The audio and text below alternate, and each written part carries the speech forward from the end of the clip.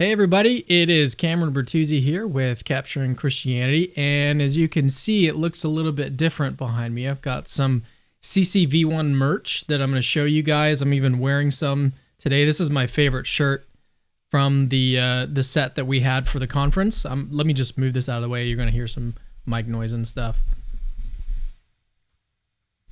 That's what this one looks like. It's my favorite one. So I can show you the other ones too, but what I wanted to do was just kind of reflect on the conference a little bit at the beginning, and then show you some of the merch that we still have. Which this was our first conference. Okay, so we didn't know how much merchandise to buy, how much to have available in stock, and everything. So we actually attended another conference a couple years ago, and that's actually what gave us the idea to do merch in the first place. Was, I mean, we already sell merch, and it makes sense to do that as, like, you know, a brand or as anything. Even just a YouTuber, it makes sense to sell merchandise.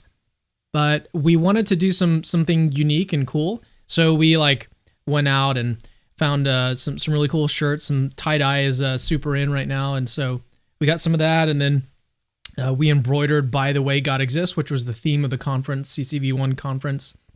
So some of the feedback that we got from people was that we kind of were like one note with the designs, which was kind of true. And Brittany, my wife, was actually, she told me this when we were like designing all the shirts and everything, and she was kind of like, "Why don't you do some different designs?" And I was like, "No, I want to keep the same thing. I love the "By the Way God Exists," so clean and so simple." So, but yeah, so next year, CCv2, we will have some different designs for you guys. But what we have today, I can show you. Well, before I get to that, let me just reflect on the conference a little bit. So first of all, I'm really happy to be back doing some live streaming. So we've taken a little bit of a break after the conference just to kind of wind down and chill out for a little bit. It's because it was so crazy of a weekend. We got so much done in however many hours it was. I'd have to actually do some math to figure out. I mean, there were at least 2 or 3 days where it was like waking up at 7 a.m., going to bed at 10 p.m., and the whole day was just packed with stuff. It was crazy. So we recorded interviews with each of the speakers before the conference started, and I flew in a video team and everything, and the same video team that I used for other in-person interviews that I've done in the past. And John Cranman, he comments on the channel every now and then, and he's amazing. He's just an amazing filmmaker. A friend of mine, and so it was great to have him here. So we have that content. He's currently working on editing it right now. We'll get that content out as soon as we can. But those interviews were a lot of fun.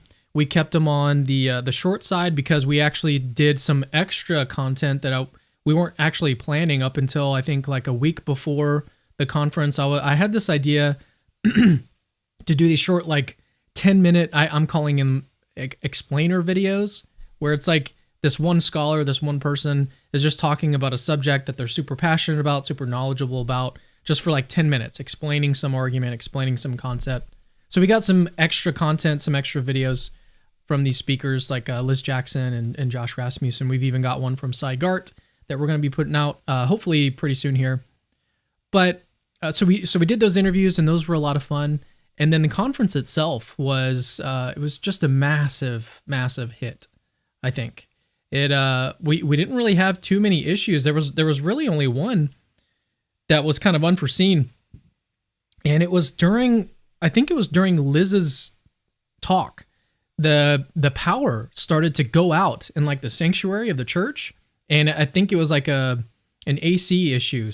They had some technical thing that was happening, like the AC was trying to kick on, and when it would kick on, it shut off all the power in the sanctuary, and so halfway through, things shut down, and so we had to start back up. And technical issues like that I'm kind of used to with being on YouTube and stuff, and just having things break down all the time, just randomly in the middle of an interview. So I was kind of ready for something like that to happen, even though I wasn't ready. But that's just the nature of doing this kind of stuff. But that was really the only thing I would say that kind of went wrong. If we wanted to say that something went wrong, it was just that one blip, but everything else was amazing. As I'm thinking back, one thing that I didn't really think about the value of a conference like this, because to me, when I'm putting it together, when I have like an idea of a conference like this, of why are we bringing all of these scholars together and meeting in person and doing this kind of thing?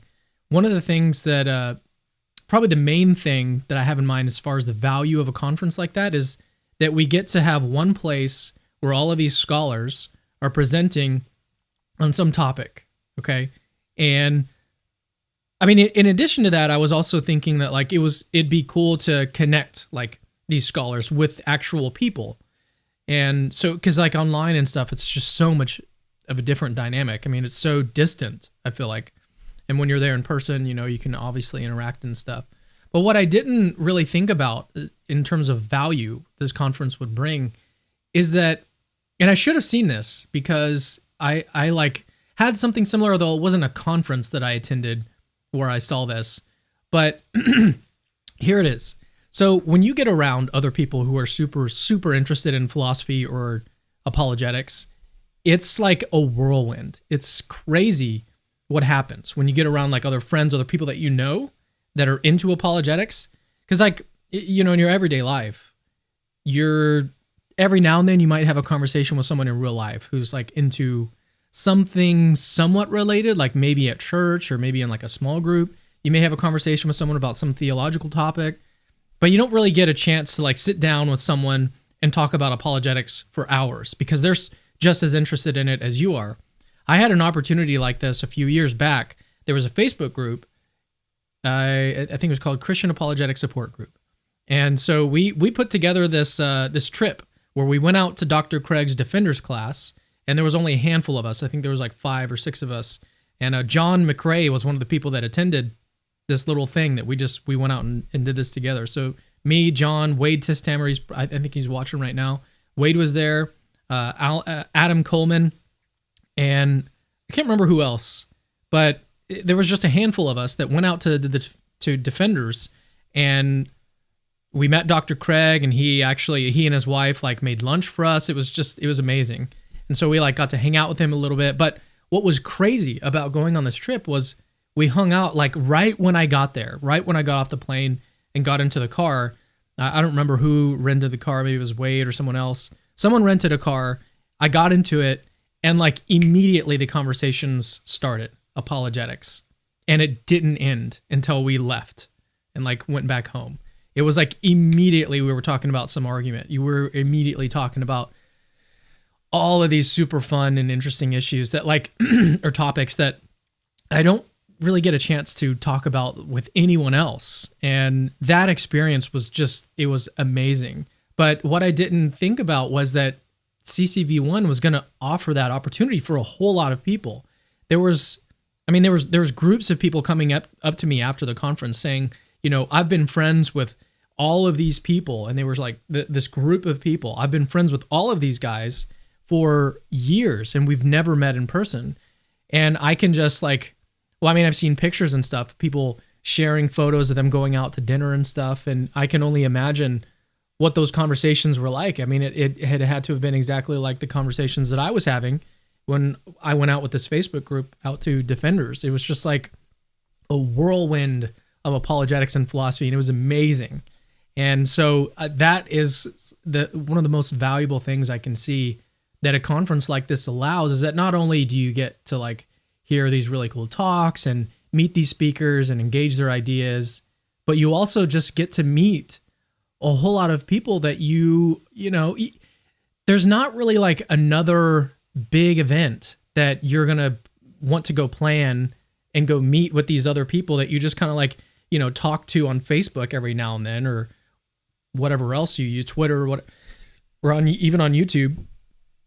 There's like no other events that's going to draw these people together, but something like this, an apologetics conference where everybody, you know, all these people in these different groups that you're in, it draws them together. And so it's just a really cool opportunity to get everyone out together. That was just really cool. And so I'm really looking forward to that next year, to being able to do that. One of the things that I wish I could do differently next time, which I just, it's so difficult to figure out how to make this happen because I was so busy with all of the different things that were going on during the weekend with the the interviews and making sure that everything was running fine, and making sure that I wasn't getting overwhelmed and trying to spend time away. And what I would love to be able to do next time is like allot some time to just like hang out with people and just meet all of the, a lot more people that came by. I felt like a lot of times I was just like walking from A to B, and people would stop and people would say hi and stuff. But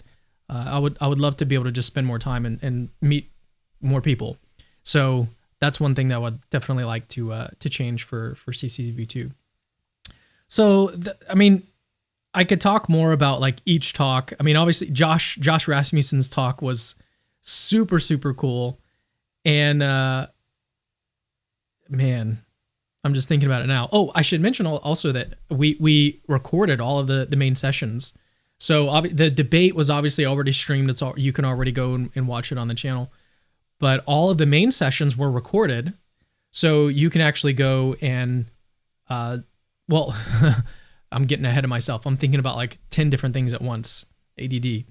So we recorded all the sessions. We're going to release those on the YouTube channel eventually. I don't know exactly when, but maybe in a few months, maybe around the same time as we do these other interviews, and we will release those. I don't know.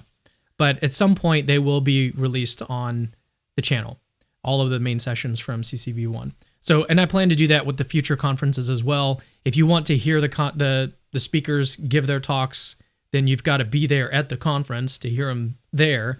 But if you like to see them later, or you can't make the conference, but you still want to be able to see the talks, they will still be available. They'll just be available a little bit later. So yeah, man, it was such a great conference, and I was even listening to some guys that went, and they were talking about it, and it was just really cool to listen to. I mean, it was the same kind of thing that I was talking about here. It's just like it allowed a whole bunch of people to get together into one place, one meeting group, or just one place where all of these people that they had been talking to for years, they've never met. And then, here they are. And it's an incredible dynamic. Really, really cool. So when it comes to the merch, CCv1 merch, this was our first conference. We didn't know how much merchandise to buy. So we bought as much as we thought we would need to like cover it. And that we did. We had enough. But we bought too much. And so now we need to sell through that. We have like boxes of merchandise sitting in our garage, and we need to get that out of here because part of that is because my wife, Brittany, like has a little workspace in the garage, and it's kind of cutting into her space. And so she needs those boxes out of here. And we also just need to kind of recoup some of the cost of the conference itself. And the merchandise was expensive. And so, but it was also, I mean, I really, really love the merch. I mean, it's, and maybe it's just like a personal thing. I mean, obviously we kind of designed everything, but so let me show you some of them. So here's this one I've already kind of showed you at the beginning. I've got another one here that I can kind of hold up. So, I should also mention all of this is available. We put it up on our website. So capturingchristianity.com. Link is in the description. Just go to shop. You can just click shop and you can see all of these different pieces available. So, and also when we sell out of these, that's it. So we're not buying any more. This is it. So it's like a one-time kind of thing. And there's only a certain amount of numbers of products in each sizes and everything. So like this red sweater behind me, there's only a couple pieces left. So you've just got to go and see if your size is available, if you're interested in picking it up. So this one, the tie-dye is unique on each one. It's kind of the same like color, but the way that it looks and everything is obviously going to be unique. And then this one is, you can kind of see that it's the embroidered is pink. So it stands out really, really nice and really, really well.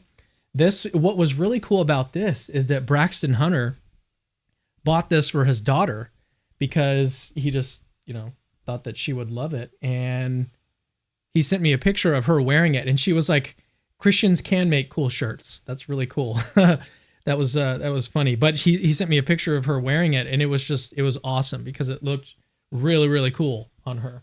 So yeah, this is my favorite shirt. We even had the volunteers wearing this one. So I think this is a large. That's the one that I'm wearing too, is a large. So, all right, that's that one. Oh, so by the way, Christianity True hat. So these are all embroidered as well. We use the same company to do the embroidery on these. So let me see if I can get zoom in there. Yeah, and these are all on the website. You can buy those too. So, and these are all brand new, brand spanking new. These fit really well. It's actually the one that I'm wearing too. So these feel just really good on your head. Is that a thing that you do when you talk about hats? They're awesome. I really, this is like my go-to hat. I wear it every single day. Unless I have a stream and I got to do my hair, I'm wearing that hat, this hat that I've got on right now. So let me show you some of the other, they're behind me, so I'll go grab them. So I think this was the most popular piece, and this is actually the one that I was holding up in the thumbnail of this one. I think this is the most popular shirt that we had, and this is the tie-dye print that the tie-dye, the color tie-dye that Brittany picked out. So she picked this one out, and it makes a lot of sense with the brand, like the black, and in this one we have By the Way God Exists in gold. Let me move this microphone out of the way so you can see it better.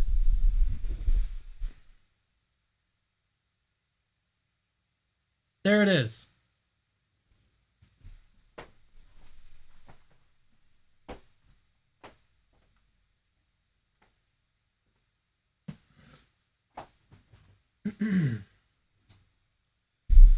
All right, so these are really cool because the kind of shirt that it is, or the kind of sweater that it is, it's a Bella canvas.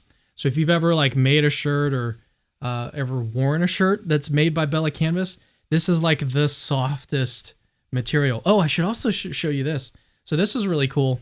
Well, let me talk about the softness and then I'll show you this tag. So let me show you the inside. I don't know if you can actually tell. Can you see that? Probably can't. Let me move this out of the way again. So that's it's the inside of the shirt. Yeah, you can't really tell. It's just like this super fuzzy, very soft material. And this color, obviously this one comes in the black embroidered, but this one's super, super soft, super comfy. And I think this one that I'm holding is a medium. So pretty good size.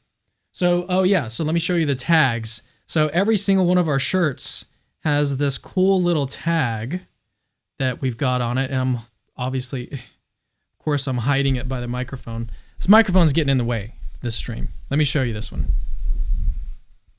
So this is the tag. You can still hear me.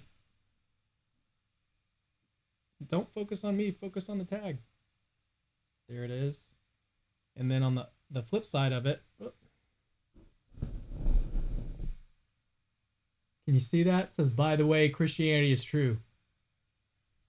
Pretty cool little thing on each one of these shirts. So, yeah. That's that one. And then the other shirt, the last piece, is basically the same as this, just a different color. I'll go ahead and show you.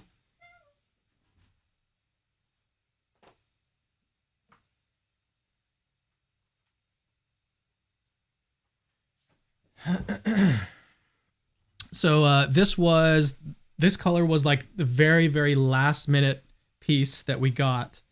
And I think it was only like a couple weeks before the conference. Brittany was like, we need another option. And she really, really liked this color. So we did this, and then just, I think this is like a cream, the embroidery here. So let me get this out of the way and show you real quick. There you go. Again, super, super soft. Same soft material. I'll put this back and be right back.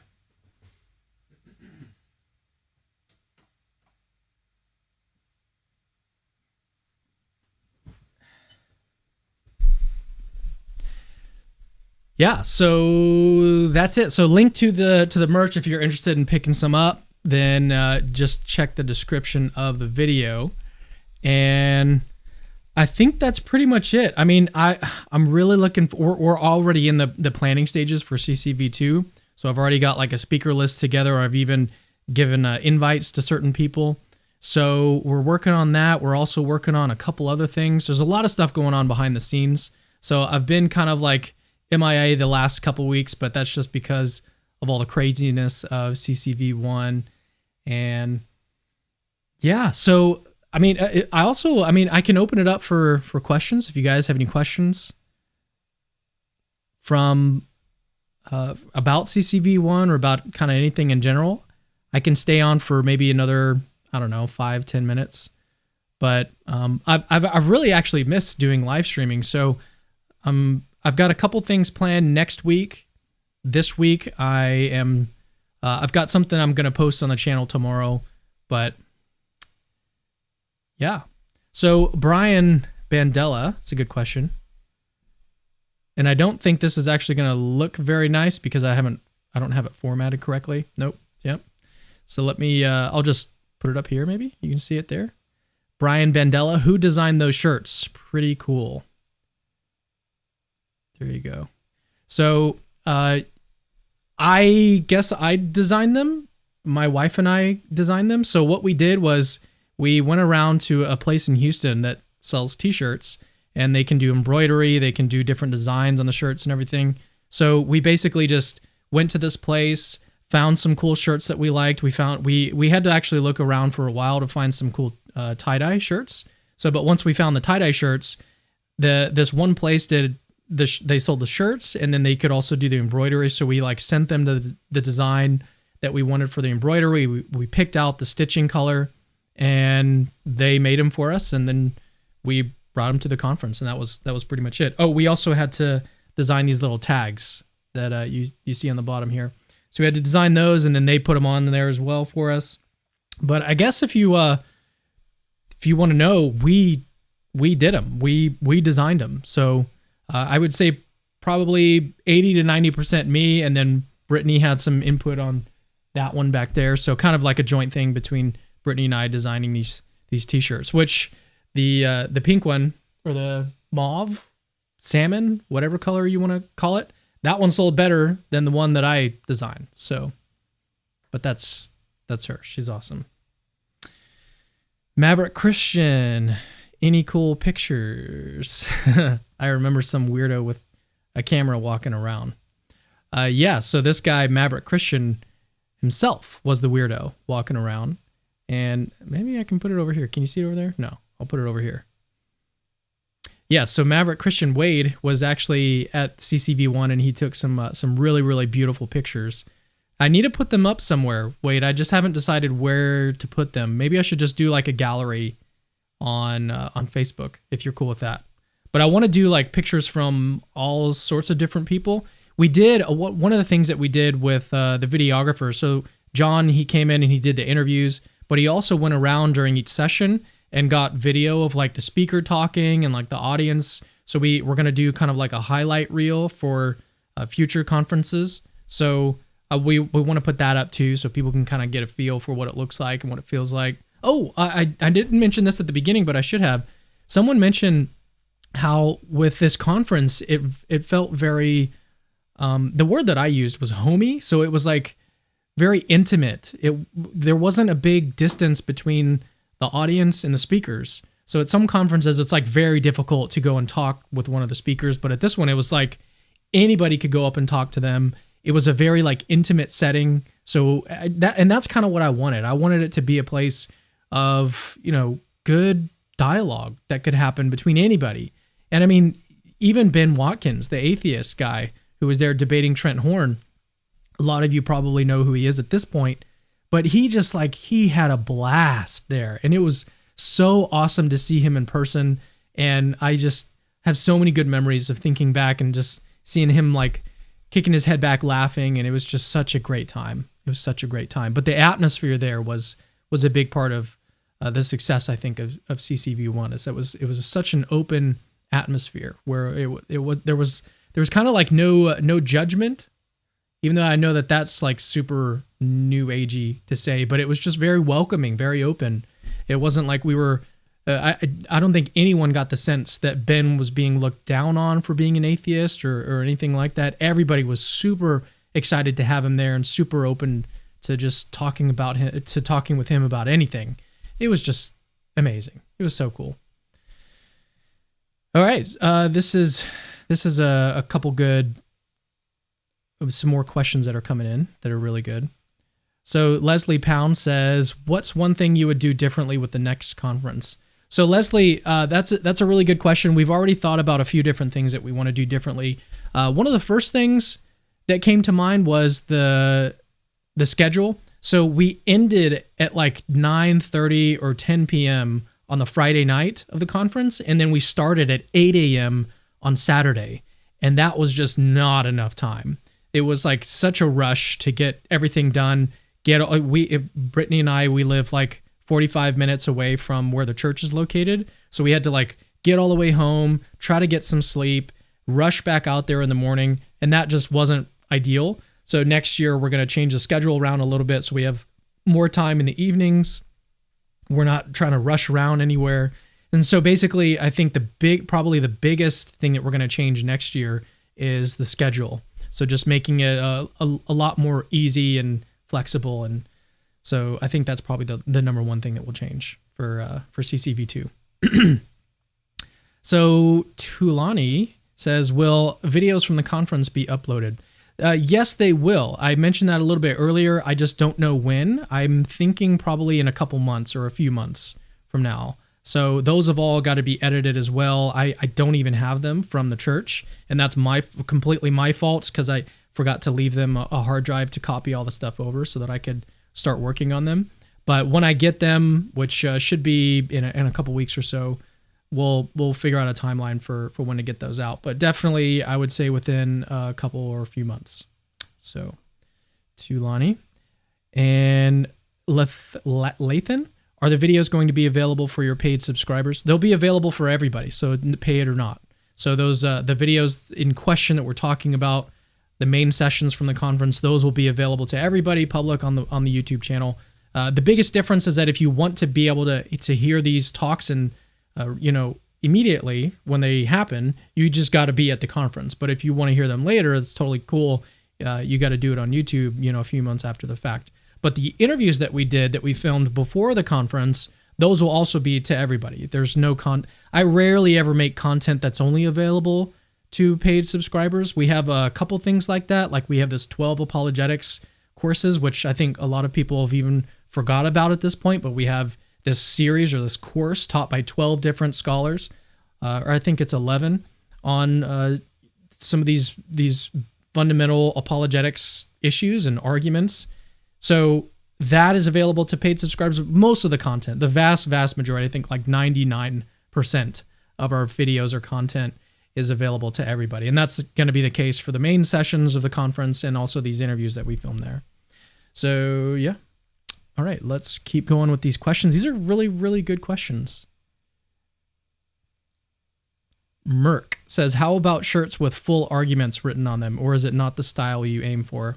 That's a good question. I did actually used to sell t-shirts like that. At the very beginning of selling merch, we toyed around with I even actually had to delete them off my Facebook recently because we just no longer sell them anymore. But we did originally start out with that, and those were some of the most popular shirts. But yeah, it may not be the style that I'm going for, but it could be something that we do like every now and then. And so the merch that you see right now today, this is just like exclusive conference kind of stuff. So this is available on the website, but once we sell out of it, it's done. But we also do have a Teespring store, which on YouTube, it's just right below in the description of this video. You can see like some of the different things. Like we've got a Kalam shirt, Kalam hat, a bunch of different little shirts and stuff, designs that are just there and anybody can buy them whenever they want. So those maybe eventually put like a full argument on that. But as far as like conferences and the merch that we have there, I don't anticipate having something like that. Although maybe, I don't know. Maybe we can work a design in something like that. Might be something cool. I'd have to think about, because one of the things that we've run into with those is that because the letters are so small, sometimes when you wash them a couple times, some of the letters fall off, or they're not stuck on all the way, or something like that can happen when you have like these really small little designs. And it depends on the way that you actually do it, but I don't know. Maybe we'll have something like that. All right, let me get. This was really cool. Dave Sherry says basketball with Liz Jackson was epic. So Liz Jackson is a huge basketball nut, and she was there, like put together this whole like basketball thing where they played after the conference. I think they played at the church that it was at. There was like a basketball goal outside, so that was just really cool. She is amazing for so many different reasons. So Auntie says, does the merch ship to Europe? Unfortunately, Auntie, no, we're not shipping to Europe right now. So that is something that we took off just because we've had some issues with shipping overseas in the past. It's super expensive, but then sometimes it gets lost, and then what do you do in those cases? So right now, we're not doing that. Okay, let me... Yeah, this is a good question. So Jeff Kane, and sorry if you hear like pauses and stuff, it's because I'm like reading through the live chat trying to get some of these questions. This is a really good question that I'd like to talk about a little bit. Jeff Kane says, did you ever worry that the copy on your merch, by the way, Christianity's True, would come off as arrogant? I have. I mean, I've even had a YouTuber send me a private video. I'm not gonna say who she was, but she sent me this private video where she was saying how bad it came off, and I think she was even a Christian, but she was saying how like the tagline, by the way, Christianity is true, just doesn't come off the right way. So what I'm doing right now is actually like what I've done on the YouTube channel and everywhere else on social media. I've actually removed, by the way, Christianity is true from the messaging that you see when you actually just like click on the YouTube channel, on the Facebook page, on the Twitter. I've removed that because I don't want people to get the wrong impression from it. And I mean, it's a great tagline, by the way, Christianity is true. There's a lot of people were even asking for like more merchandise that had that at the conference. That was one thing that we're going to definitely have next time. We have the hat, but all of the shirts and everything just say, by the way, God exists, and people wanted, by the way, Christianity is true. I mean, it's a great way, I think, to start a conversation with someone about the truth of Christianity. But I think you got to do it in the right way. And so sometimes it can come across as like, just very arrogant. And so I'm very cognizant of that. And even in the past, like during some of the live streams, I had the tagline, even when I had like atheists on, I had, by the way, Christianity is true, just the tagline slide across on the live stream. And some people pointed out that like that may give the wrong impression. That the impression was never, or the purpose of it was never to like, I don't know, beat someone over the head or say something that's just like, with confidence and no evidence to back it up. That was never the point. The point was to be kind of provocative, kind of like wanting to start a conversation and wanting to get people thinking about the truth of Christianity. The purpose was never to do anything other than that, basically. But the way that it's done can sometimes give the wrong impression. I think that's what Jeff, you, and a good number of other people have come up with the same problem, the same issue. So I've done some things to kind of lessen that, but then it's still obviously going to be there. It's just going to be is more tasteful. Because I think it's great, and people love it, and there's a context when to do it. And yeah, typically what I do nowadays is if I say like on Facebook, I might just type out, by the way, Christianity is true. But when I do that, I'll usually follow it up with like an argument or like a stream that I did with a couple scholars where we talked about the evidence for Christianity for like 3.5 hours. And I'll like link that when I say, by the way, Christianity is true. But if I just say that, like, if it's just in an image, when you go and search the YouTube channel, you can't really get that as a follow-up. So there's ways to do it. I'm very cognizant of that. Okay, so how? Let's find some questions here that are not just complete from trolls. So Haley Luya says, would you consider letting random subscribers or Patreon members debate at the conference as a practice or way to get their names out there? That's a good question. I'd have to think more about it. There might be a way. I mean, we've already got some really cool ideas of other things to do at the conference. It's going to be different next year than this year. Just some other like fun things to do.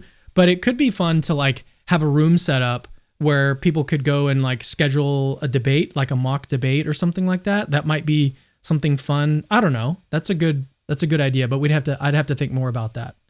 Haley.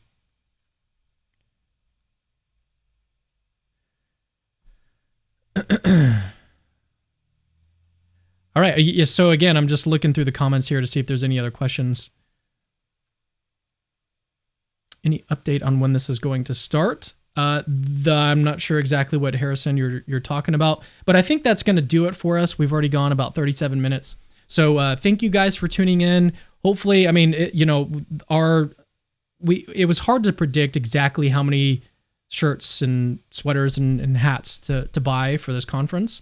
But obviously, after we did this conference and we kind of got some numbers of the amount that was bought at the conference, we're going to have a much better idea going into the next one, how much to buy. I still don't want to run into the problem of like running out of stock while we're there. I was really happy that we had enough for everybody. And you never know, at the next one, there may be a whole lot more people that show up, or there may be less people that show up. So we'll take all of that into account when we start to pick out some different options for next year. But the good news is that this year, since we bought too many shirts and we bought too much inventory, it's available to everybody now. So if you'd like to go pick up some of these, again, the link is in the description. So I think that's going to do it for us, though. Thank you guys for tuning in, and I will see you in the next Capturing Christianity video. Hey, it's me again. Actually, don't leave yet. I've got something super, super important to tell you. So first of all, you're awesome. Like you just watched a really, really long video just now, and you're still watching it. That is actually pretty amazing. Secondly, we have hundreds, literally hundreds of other apologetics related videos for you to watch on our channel. Go check them out. I've interviewed exorcists, hosted debates between Christians and atheists. I've even made response videos to atheists. All of that is available on our channel. Go check it out. Third, I rely on people that see value in my work, people like you that watch videos to the very end, to keep the lights on around here. Literally, this is how I feed my family. So if you see value in the work that I do, please consider supporting this ministry and becoming a patron. Links to that are in the description. Oh, and have I mentioned that Christianity is true?